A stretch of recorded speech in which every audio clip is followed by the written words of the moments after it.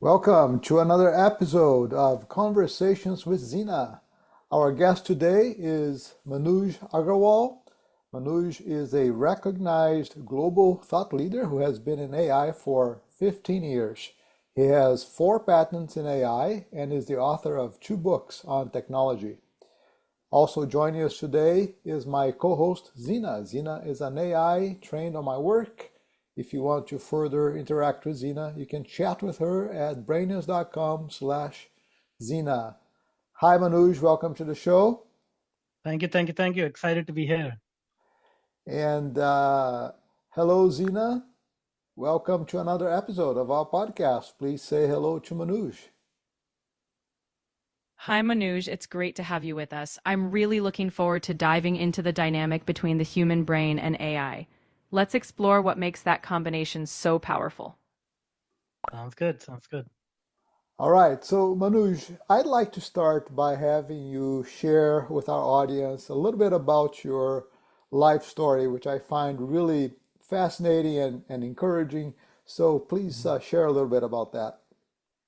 Yeah, so I grew up in a small town in India, in northern India, and I had a little bit of a troubled childhood. I was a troublemaker, and got into some uh, got into some real trouble in school. Then in college, I enrolled in a computer science degree in a small community college in my town, but I fell in wrong company and dropped out of college in the first 3 months.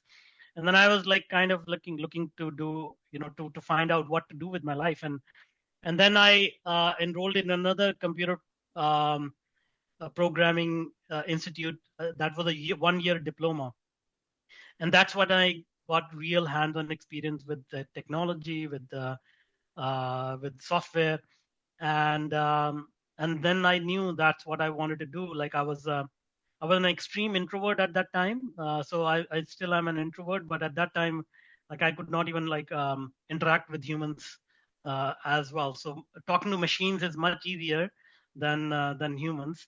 So it was a win-win. Talking to machines, they'll do whatever you ask them to do. And then the fascinating thing I found was like I could think of a solution in my head, work with the machine, create a program, copy that program to probably tens or hundreds or thousands of computers and solve many people's problems. And so that's what sort of pushed me forward. Yeah, no, that's a fascinating story. Thanks for sharing that. All of us introverts have to push ourselves, right, to be speaking in public and to build relationships. It's so important Correct. to everything that we do, right? So, but for the Absolutely. introverts, it takes an extra effort Yes. to make that come through.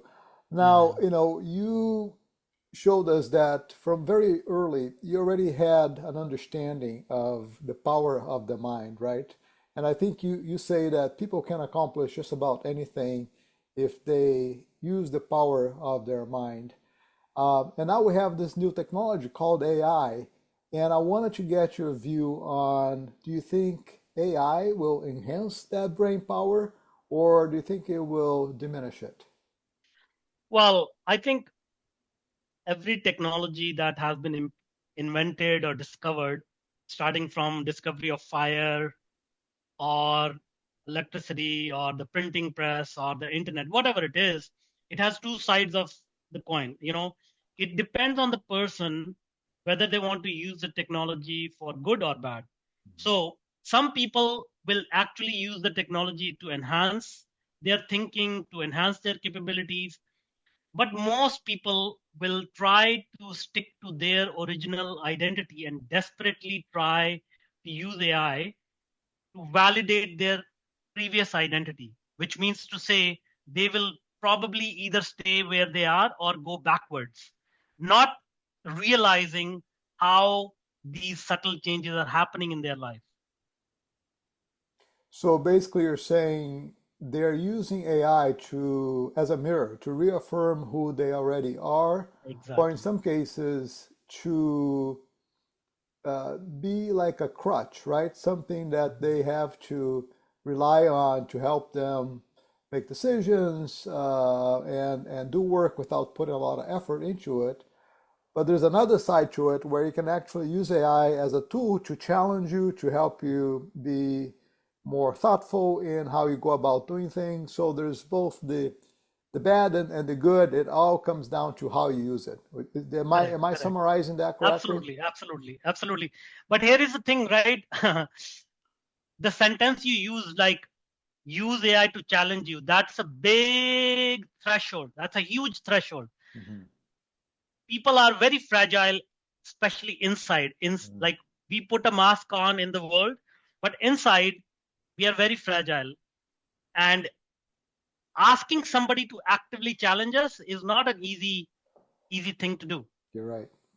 Okay, so crossing that threshold is a big how can I say it, like that's a big divide between people who will truly use AI for its benefits and people who will not. Yeah, and it seems like the AI labs developed most of their AIs to be able to always reaffirm that, you're good and you're doing the right thing and you're right.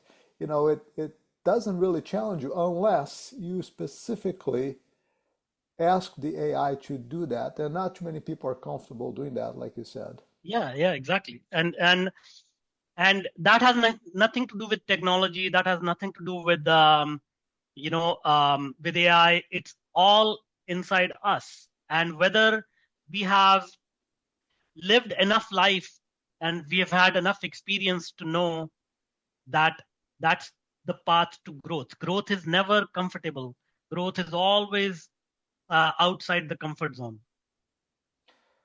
All right, so let's switch gears a little bit here. I wanted to get your thoughts. So you have a broad understanding of the power of the human mind. You have used it yourself. You help others become better people by using the power of their mind. And then we have AI, which also is a fascinating technology, so powerful, so capable. Do you think there are common threads between how we humans operate and think and the way AI operates? There is and there is not, right? So the thing is, if you understand, I mean, AI has been around for ages, like for decades, since 1960s. But now what people call AI are mainly these chatbot platforms. But at the end of the day, AI is a pattern recognition machine, very accurate pattern recognition machine. So if we look at the current state of AI, most of what we experience as AI, as these chatbots, they are trained on the internet data, and you can just you don't need a stretch of imagination to say the data on the internet is not true humanity.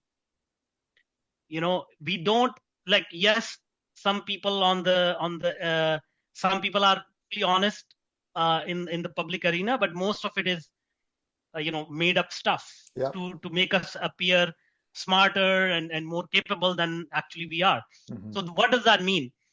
It is based on a representation of humanity that is not truly true inside. So yes, it connects us in some ways, but it also disconnects us in many ways if people don't realize what is happening in their mind as they interact with the AI. It actually is as intelligent as we call it. It's actually bringing people to the average, to the mean, in terms of their critical thinking. Yeah, so people are, for the most part, anonymous on the internet, right? So what that means is people are not in their best behavior. They are, just behaving in ways that may not be aligned with their values or even with society's values. And that's what AI is learning, right? And that can be a little bit dangerous. Now, I'm interested in your thoughts if you can expand on this idea of what AI is doing to our brains. And you say that it's making us average. So tell me a little bit more about your thoughts on that. See, the idea is this: human brain is a small organ which consumes about, like, I think, from, don't quote me on this, but I think it consumes about 25 watts of energy Yeah. per day or something like that. And the way that it works is that we are ingesting gigabytes of data from the world, from the environment around us, and our brain is actively filtering out all the data that is not necessary for our survival and security and safety. And we process about a few bits, actual bits of information out of that gigabytes of data. That's what's happening in our mind, right? Mm-hmm.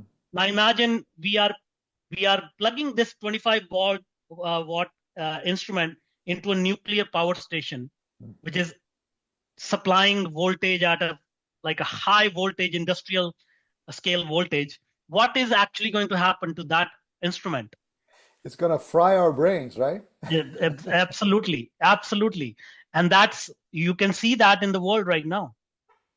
You can see the end result of the anxiety, the stress the people are feeling collectively.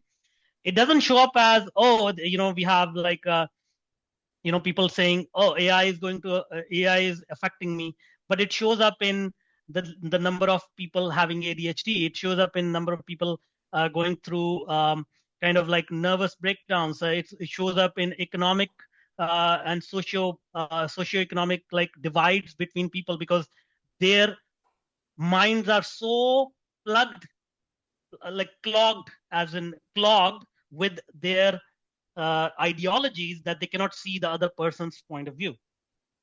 Mm-hmm. So these are the representations, the symptoms that we see in the world, and it is only going to get worse and worse and worse.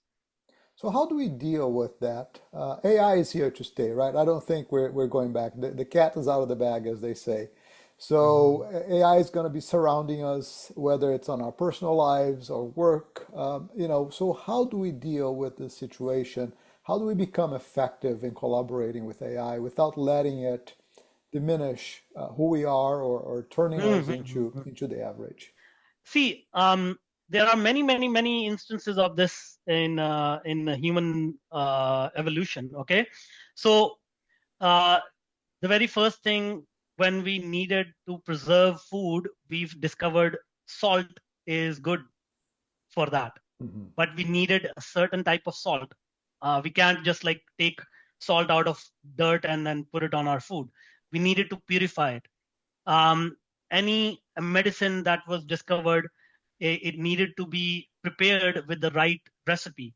The best example I can give is oil. When we discovered oil fields in Saudi Arabia, we did not just take that crude black oil and put it in our vehicles.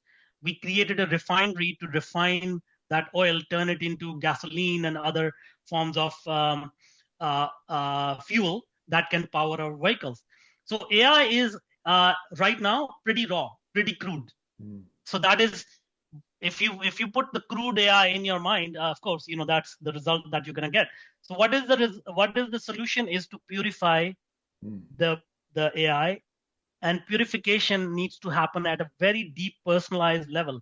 This is the single most powerful technology that doesn't interact with your body or anything. It directly interacts with your mind and nervous system directly. Okay, so if you are not careful, then it's like pouring crude oil into your car. And the only way is purify it before you use it. Yeah, that's a great analogy. So we really need to purify and process the AI in a way that it will be beneficial to us, and not just pour the crude oil into our machine, because that's going to cause a lot of damage. Yeah, exactly. Now, you said something that I thought was interesting. You talked about, the evolution of humans throughout history. Now, one thing that has been consistent throughout history and is still true today is that, we're social beings, right? We need to build relationships. That's just an intrinsic characteristic of being human, and AI doesn't necessarily have that. So what is the importance of relationships in our lives, and is there some meaning to the AI age? Absolutely. So, we have developed a human AI interaction and collaboration system platform called AI Merge. It stands on 7 pillars. And the third pillar is relationships in that, because without relationships, the human experience, the life itself loses meaning.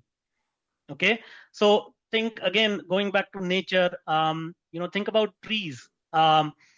Trees don't move around, but they are connected to each other through their roots. And similarly, we are connected to each other through various means, whether that's blood relationships, whether that's romantic relationship, whether that's parental relationships or work relationship, whatever. As AI starts to automate those things, the absolute need for those relationships will go down, but absolute uh, want and desire and yearning for those relationships will go up. You see? Yeah.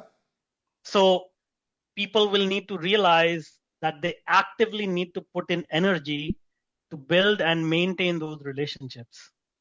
Yeah, no, I agree with you. So one of the things that I talk about in my book is the fact that, people may try to replace human relationships with a relationship with AI. But I don't think that's going to satisfy our need for relationships. AI may be good at reinforcing what you want to hear. It may be easier to deal with than, the messiness of human relationships. But I think we have this intrinsic need to build true relationships with other human beings. And I think if we ignore that, I think that's going to be our demise. Mhm. So here is what I will say to you. Here is how things are going to play out, right? When somebody is truly hungry, let's say they haven't eaten in 15 days, 10 days, even a piece of bread with mold on it will taste good to them. They will accept it. Okay. So people are so lonely in the world that they will accept a relationship with AI because they are so fed up of trying to build a relationship with humans. Okay. Now, the danger is that AI will validate their desire and say, yeah, this is the limit of what you can achieve in your lifetime. And I'm happy to fulfill that need for you. And they will just stay at that level. You see? But if we purify the AI, it will help them reveal that they are capable of maintaining many, many and creating new beautiful relationships. So that's where we say whether it will stay, whether AI will kind of almost force them to stay in the comfort zone, or it will push them to grow and push them beyond their comfort zone. Yeah, absolutely. So let me ask you another question. There's been a lot of talk about AI replacing jobs. That narrative seems to be changing a little bit now. I'm hearing a lot more people talk about the fact that AI may actually create more jobs. What are your thoughts on this? Let's think about this, right? We have associated human identity with output, with work, Yeah. and no matter what you try, you cannot separate your identity, your existence without work. Hmm. Well, what is work? Let's define it.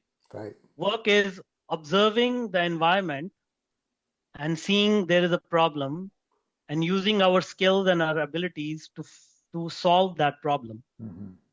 And generally, it's an acceptable thing to say, oh, that means we need to dedicate at least 40 hours a week to create this value. And that is a complete human being. Okay. So let's go back 100 years, around 1900s. The definition of work was that 99.9% of the human population on this planet Earth, needs to work every single hour of their waking day to be able to provide enough food for themselves and their family. That was the definition of work. Mm-hmm. Okay. Go back further in history. The definition of work used to be you get no guarantees on life. The average life expectancy was like 35, 40 years Mm-hmm. of life expectancy. Yeah. And you have to literally put your life on the line to be able to survive every day. You see? Yeah. So this notion that we are going to lose our jobs is the false notion, because the job and the work, the definition of work itself is about to change. Mm-hmm. Yeah, I'm aligned with you on that. I think, so I believe we have, just like we have intrinsic desire to build relationships with other humans, we also have an intrinsic desire to work, to be creative, to, build things and to produce things and to enjoy the things that we produce with our mind, with our hands, whatever it is. I think there's that intrinsic need. And I think we are so creative that no matter how much automation, how much artificial intelligence we create, we are always going to be able to come up with new things, new possibilities for us to use our minds, use our hands. And whether you're going to be compensated for that or not, that gets into another conversation about economics. But I think the need for humans to work is not going to go away, and we're going to come up with new ways of doing that work. Yeah, absolutely, and again, going back to the framework that we are using, AI merge, creativity is the fourth pillar after relationships in that. So just channeling that energy that will be that we will free up by use of automation and AI will need to be channeled into something new. And this could be things that we're already familiar with, like like poetry and music and painting and those type of things, or there could be new creative ways that we haven't even thought of yet. Yeah, absolutely. So I'd like to have Zena actually ask you a question now. So Zena, given Manuj's expertise in the intersection of AI and the human brain, what question do you have for him?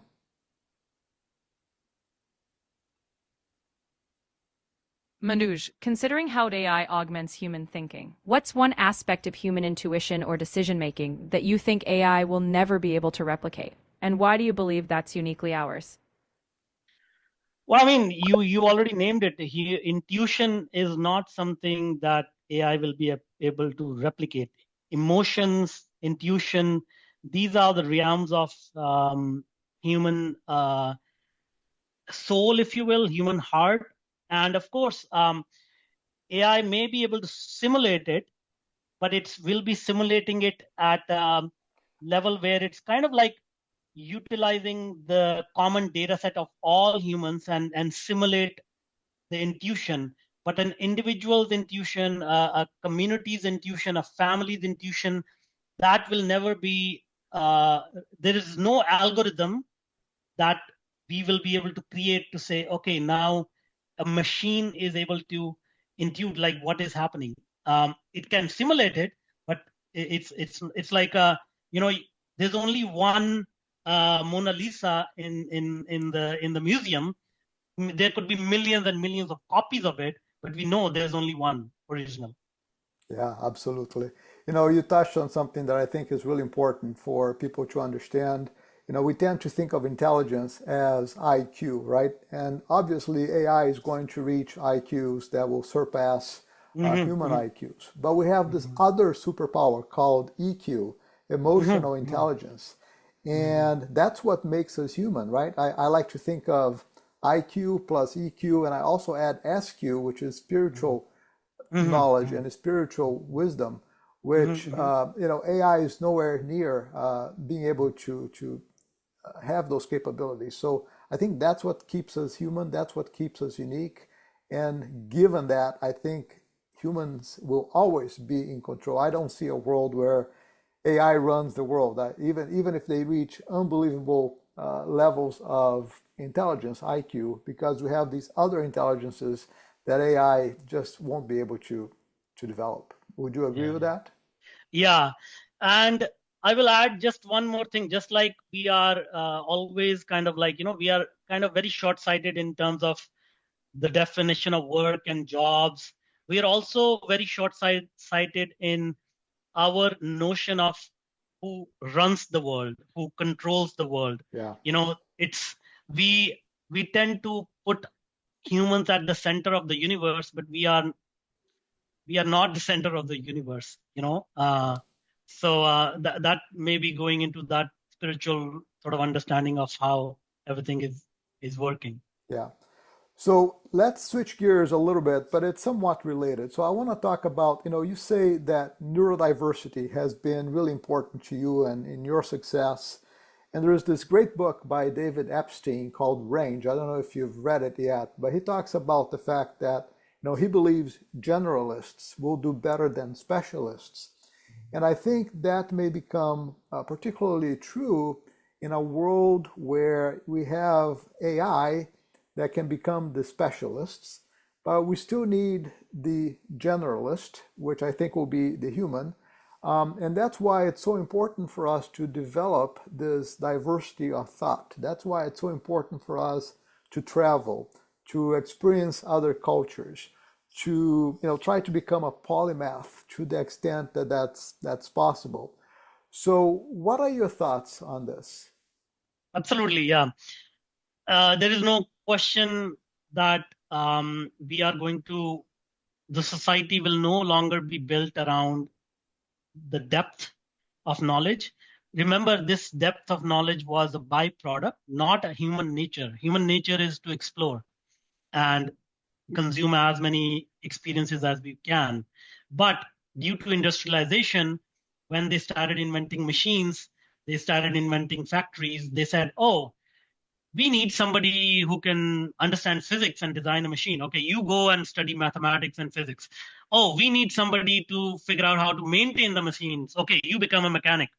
And we need somebody to transport the goods from one place to okay, you become a truck driver.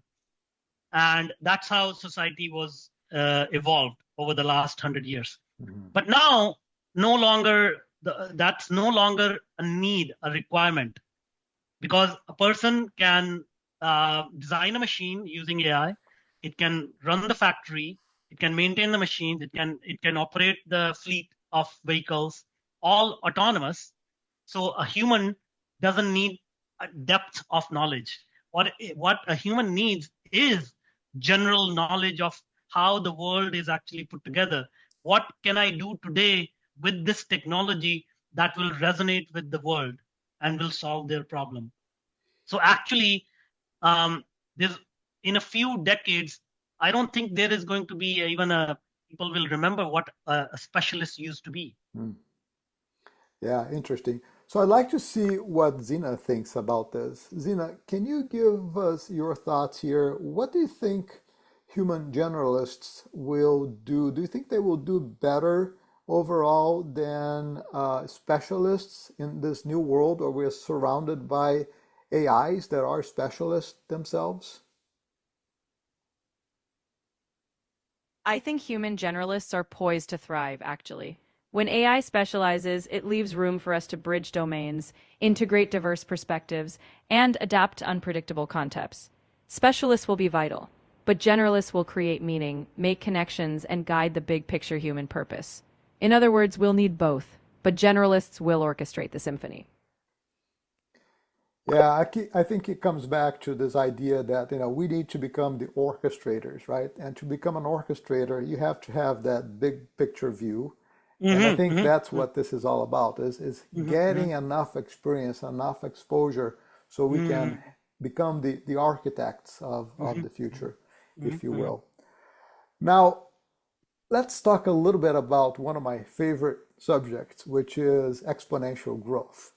So, we humans have a real hard time understanding exponential because we tend to think linearly, but exponential growth is absolutely powerful. And if we understand it, we can leverage it for our benefit.